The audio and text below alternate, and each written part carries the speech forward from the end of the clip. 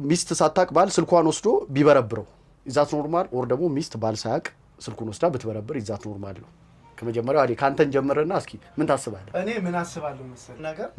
ገደብ ሊኖር ያስፈልጋል ኦኬ እኛ ያው ሰዎች አይደለንም ብዙ ነገር እንደብቀው ነገር አለ ምንናገረው ነገር አለ የራሳችን ነገር ፕራይቬት ሊኖረን ያስፈልጋል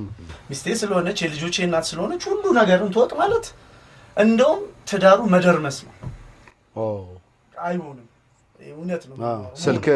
ማይቴ አችልም እሷ መሆን አንተም የሷ ማይቴ የለብም ምክንያቱም ትዳር መተማመን ነው ትዳር ተቋም ነው ትልቅ ተቋም ነው ትልቅ ተቋም ውስጥ ደግሞ መተማመን ሊኖር ያስፈልጋል አንተ ለሷ የምትሰጠው ክብር አለ እሷም ላንተ የምትሰጠው ክብር አለ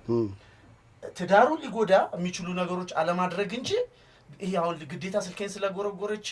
ታምነኛለች እኔ ስልኳን ስለጎረጎርኩ አምናለሁ የሚባል ነገር የለም በቃ ማወቅ ያለባትን ነገር ታሳውቃለህ ማወቅ የሌለባትን ደግሞ ማወቅ የለባትም ነው እንደዛ ነው ሁሉንም ነገር እሷ ብታቀበ ፓስወርድን ደግሞ የያንዳንድ የፌስቡክንም የስራን ኤቭሪቲንግ ብታውቀው ሌላኛው ደግሞ ምንድነው አንተ በሌለበት ስልክን አስቀምጣ ሚስት ካንተ ተደብቃ ስልክን ወስዳ ከፍታ እያንዳንዱ ነገር ብትበረብር ኖርማል ነው አይደለም ነው ባልና ሚስት ከተባለ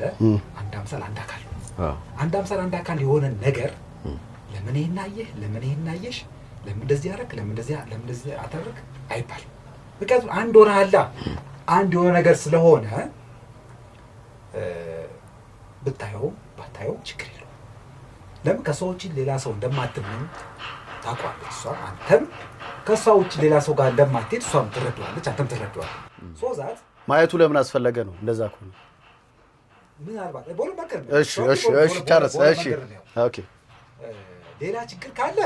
ብታየው ነበረብረው ሺዝ ራይት ይሄን ችግር የለውም ነው በማንኛውም ሴናሪዮ ማለት ነው ከዛ ደግሞ ሌላኛው ሞንስ አለበት እሺ ፍቃደኛ ባትሆንስ እሷ ስልክን እንዳለ ለምን ፍቃደኛ ማጥቶ አንድ አምሳል ተብሎ ተገብቶ ለፍቃድ